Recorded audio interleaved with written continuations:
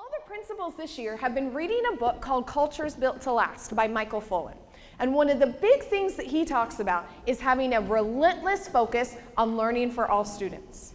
Now, I think we would all agree with that, right? We're educators. We believe about having a relentless focus on learning for all students. But what does that really mean?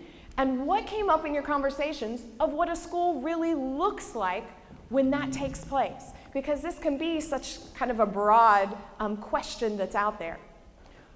What we've done as that question has come up is we wanted to start to create some descriptors to really help us get a handle on the specifics of what this might look like in a school.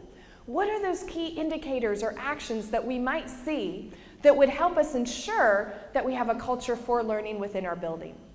When we have this conversation, what we found is there's often talk about a cultural shift. Shifting from a culture of teaching that's focused much more on talking about what I'm doing as an educator, instead to a shift that focuses on the culture for learning. Not what am I doing as an educator, but are students actually learning the content and the standards that I am intending them to? So even though I'm an active part in that, the shift isn't about me and what I'm doing, it's really about what they're learning and what they're mastering.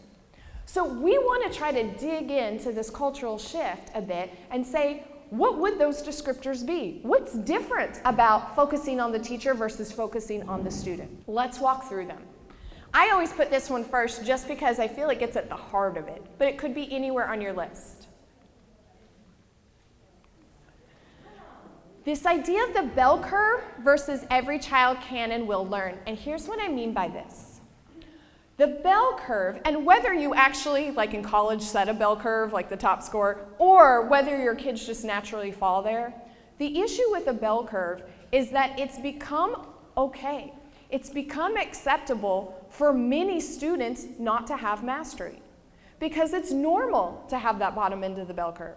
In fact, it's normal to have most of our class only with a C, which would be about 70 to 80% mastery.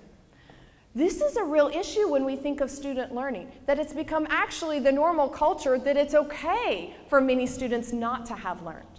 That's where this shift comes into place, that says instead of a bell curve, actually holding the belief that every child in our room not only can learn, but they will. Which brings us to the next one, in that we have to believe as educators that it's our responsibility to help them get there. Because all too often we're looking outside, right? Well, are the parents involved? Are there IEPs there? Are they ELL students? But the reality is there is very little we can do to impact all those outside factors. What we can impact is what we do in the classroom each and every day, and what we do in our school each and every day. So shifting from the belief that it's just my responsibility to ensure I have a good lesson and I'm teaching, but rather my responsibility goes another step, and I have to ensure that they actually learn from it. That I can't just say, oh, well, they didn't try. I have to keep finding strategies to ensure that every child does learn, because that's my moral and professional responsibility as a Catholic educator.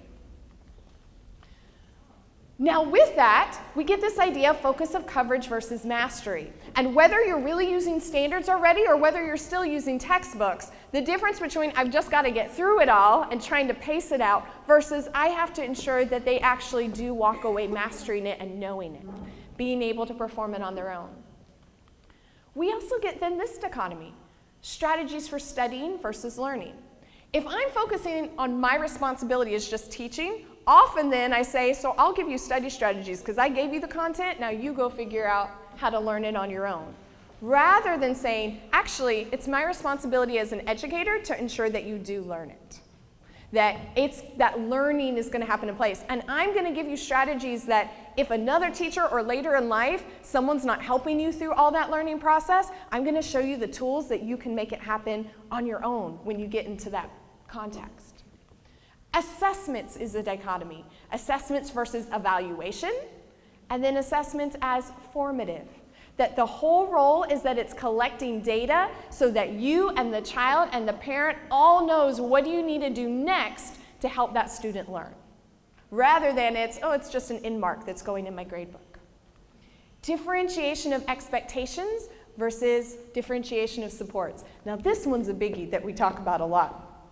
It's this idea that what often happened on this end, think of tracking in high school. We've got our AP track, our advanced track, our regular track, and our remedial track. We track in elementary schools too, right? Maybe we don't have enough of those classes, but sometimes we have this group and this group and this group. Or were any of your schools reading first schools? In the inner city, you had a reading first initiative. No one in this room. What that did was it was trying to support strategies for student learning, but what it did is it brought leveled readers in. So if you're a fifth grader and couldn't read on a fifth grade level, we'll give you a second grade level reader. The problem is when you do this differentiation of expectations, you exacerbate the achievement gap because students rise to whatever expectations you give them. And if you lower them, that's as far as they rise. So when you were giving them second grade level readers, that's as far as they went. Versus differentiation of supports that says, I'm going to have that expectation for every child, but what I have to differentiate is how do I help a child get there? So I may need a second grade leveled reader text, but then I have to think of, but how am I going to close the gap before the end of the year to bring them back up to grade level? I may have a math group that I'm helping with foundational math skills, but that can't be their whole class. How am I going to bring them up so they're able to master grade level content? Which brings us to this. I can't do this alone. This is a huge task. We need to start thinking that the child's journey isn't just my classroom in 8th grade. The child's journey is from the moment they enter the school, and we need to think about their lens of education from their eyes from TK to 8. How is there consistency and continuity to support their journey rather than every grade's kind of doing its own thing? Which brings us to this idea of collaboration, to be able to make it happen and problem solve. And Fullen, I love this term, he says connected autonomy. Because the reality is we are the only teacher in our classroom, right? But I have to be connected to everyone else in the building if I want to really maximize student learning. Which means I can no longer think I'm the expert at it all. As a teacher, I have to be a learner, constantly figuring out how to best support the needs of my students. And not just because research is coming out, but because my children change. And our context is changing. And so we need to be able to have that mindset. But the same goes for our principals. Our role isn't to evaluate teachers. Our role is to be learning and supporting with them so that we're constantly all working together to have this larger culture. And finally, students have to be active in it as well. They're not just sitting there getting information, but they're actively engaged in the process. They know what it is they're supposed to learn. They know how close they're getting there. They know what they need to do to improve their learning and their mastery. Now I think a couple things about our lens when we look at it. First one is, in the classroom at some point, I did every one of these things. On the culture for teaching side. We all have at some point, right? This is where, kind of we've been in education. The reason for the shift is this is what's really describing what has to be in place if we truly feel every child can learn. What does that look like? What are the things we have to consider? But it's important to remember it's not about changing things to something new. It's not even 21st century.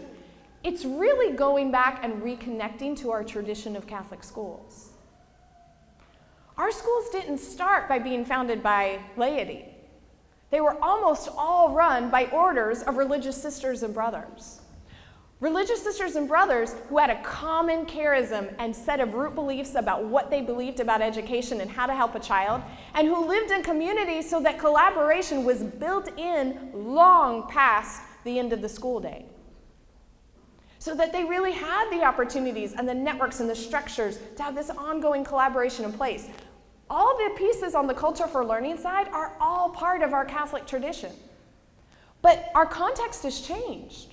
We're no longer run by a common set of religious orders in most of our schools. Instead, we have a very diverse, rich diversity of laity coming into our schools with different expectations, different backgrounds. We all have strong beliefs about Catholic education, but our beliefs differ. It's informed by our parents, by our own education coming up, by the schooling that we've gone to prepare to be a teacher. So we're not necessarily all coming in with that common vision anymore. And while we all believe that we know we need to try to collaborate, we don't live with each other. Possibly a good thing.